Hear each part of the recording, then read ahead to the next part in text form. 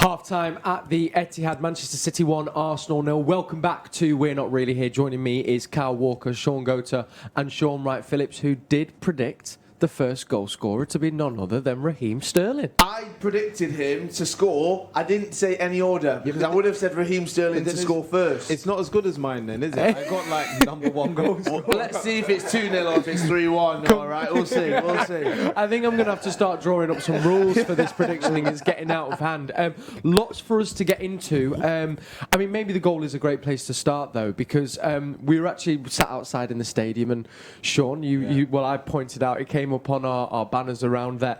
With that goal, which is the 104 for Sterling now playing for Manchester City, he overtook, sitting at 103, Mr. Shaun Goater. Yeah, some player he is, I tell you. It was a phenomenal goal. You know, it was a nice little build-up. Phil Foden who pulls it back, and Sterling's there. I always thought Sterling will, again, I feel that he'll be the top goal scorer because that's what his attitude to his game now is, goals, you know, with that quality in positioning, and if he's out wide, taking up the pocket. So great finish by him, and pleased, and hopefully another 100 more Sterling. I mean, we've got to look at this starting 11, and Shaun, something you pointed out to me was you said, well, Cancelo's playing in one position and then he seems to be moving across. Kyle Walker's going into centre-back as well. I still can't figure out this formation, and I've been watching them in person for 45 minutes. It seems like Pep's trying something maybe new. I'm not sure. From what I gathered, it started initially as a 4 at the back, and I think it's just going between 3 because of the way it can move. Ake can come across, of course, and Cancelo goes higher, and then it's like a 3 and a 1 a little bit higher. But I wouldn't say it's necessarily like a 5, but it's nullifying everything that Arsenal are thinking because Aubameyang wants to run in behind, and I think for pace, Walker has the beating of him. Ake's already running for the long ball on Pepe before it starts, so we're in great positions when Arsenal are trying to play that direct ball that's caught us once or twice in the past. Now, if it's taught me anything, it's that Pep Guardiola is a football genius, and I know nothing, Shaun. I mean, he just seems to come up with these plans, and I didn't expect it. In 1,000 games, I wouldn't have thought he would have come up with this. No, you know, when I was looking and I saw Cancelo actually in sort of pocket areas, and what's happening is interchanging because Walker has been centre back and Cancelo has been in the pocket area as a midfielder. And then when Walker pushes out wide into a fullback area, you got Rodri who then drops into a centre half. So there's a lot of little interchanging, but was strange because I anticipated Cancelo being on the left-hand side, but he's ended up on the right-hand side, which is just... It's been confusing.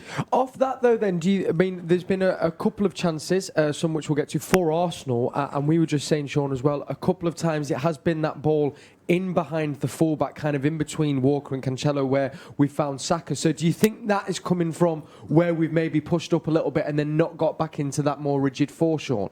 I wouldn't necessarily say that.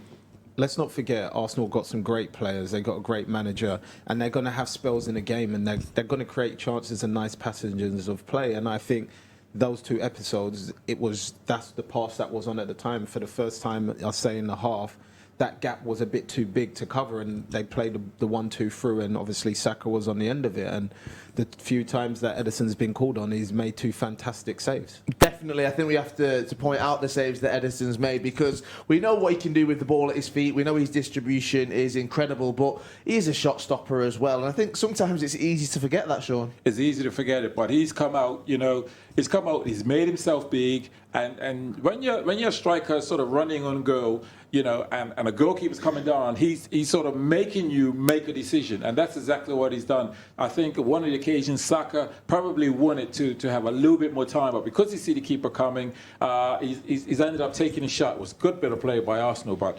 again, Ederson making some really good saves. Question for both of you, actually, in that position, because Foden actually had, I think, 2 kind of similar ones, one-on-ones with the keeper where the keeper made himself big.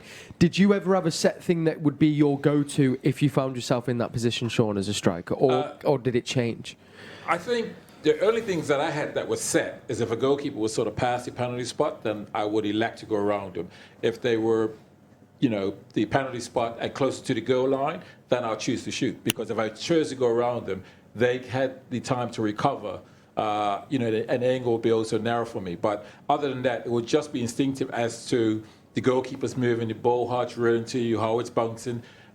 Phil's chance on that particular one, it was Aguero. We were talking about it. Aguero passed it to him, and Phil would have liked the ball just a little bit softer, because then he could have finished it first time. But because it came to him firm, he had to take a touch, and that allowed the goalkeeper to get another 2 yards closer.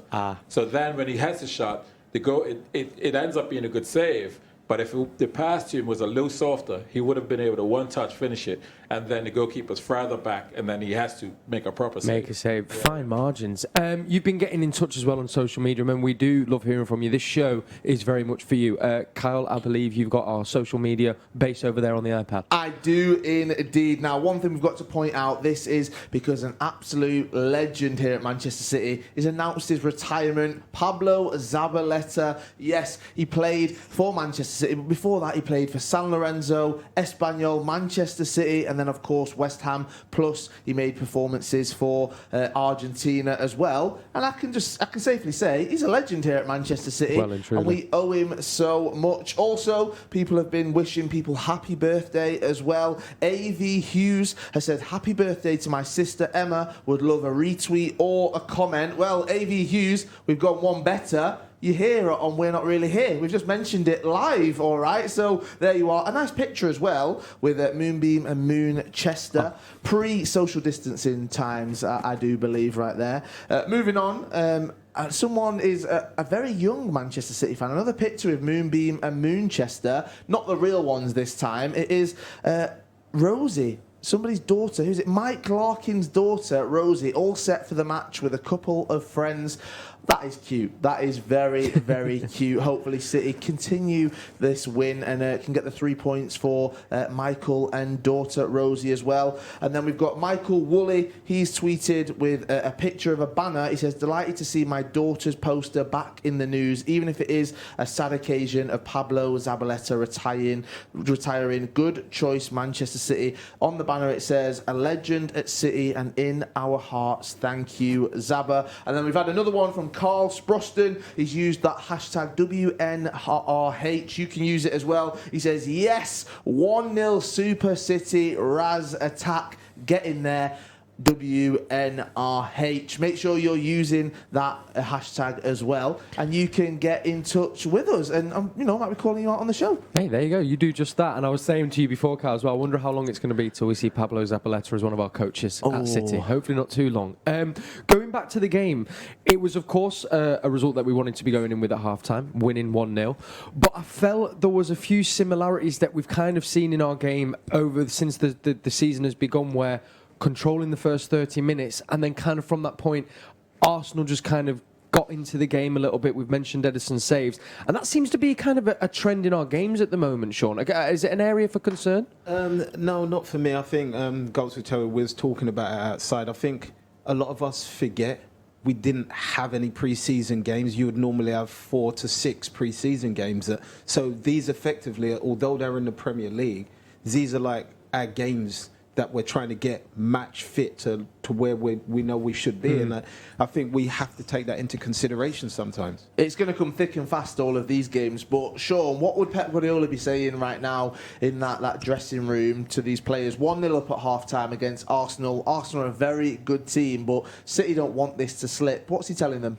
I think one of the things I think he may be pointing out is I've seen Ederson make about 4 passes 10 yards short of the half, and each time those balls going into Sterling, whether they're going into Aguero, those balls have been won by Arsenal. So I think if he'll probably have a word with Ederson and say, listen, let's not make those passes in there. If we are, we're going to go a little bit longer, because we're having a touch, and Arsenal's come and won those balls, and that's put us under pressure. So that's added to Arsenal sort of ending strong rather than us being able to continue possession and going on. If you'd have had Ederson in net back in the day, do you think you would have got more than 103? Oh, yeah. At least 106. 3 goals. He had to set me up for 3. And Shaun, and for your money, kind of coming out in the second half, it seemed like a very complete first half. How do you think we could go about maybe getting that extra goal or 2, maybe just to give us that bit of a cushion? I just think more of the same, but more shots on goal, and try to create a few more chances, especially to put Con in a scoring position and the other attackers. I feel like we need to create just a few more chances. I mean, looking into that second half, we know Aguero's just come back from that lengthy layoff. I think it was June. So, I mean, hopefully he'll play the full 90 minutes. I could see maybe some changes. Is there anyone you'd like to see be brought up from the bench on to replace Kun, or maybe a little change in formation if he does go off, Shaun? I think I'll be pretty certain that Aguero will come off around 60 minutes. I think he'd done really well to get a full 90. I'm trying to think of the subs who we had. So we've got Stones, Gundogan, Zach Stefan, obviously keeper, Ferran Torres, Fernandinho, Delap and Garcia. Well, Torres, I think, new signing. Before we went on the break, he actually was starting to come to some good form, playing well. So I'd like to think he could bring something to the game that could change his game. If they could just score 2 more goals, and then if they do concede 1, then it'll make my prediction right. I'll be happy with that one. I'm happy with one more. I agree, Shaun. I agree with you. And on that note, we'll be back at full time. It's not long until the teams are back out here at the Etihad. Enjoy the second half, and do not forget as well, on City Plus, we put the full game in its entirety on there for you to watch from midnight, so you can check that out. And while you're on City Plus, there is so much more for you to see and enjoy as well, like all of this.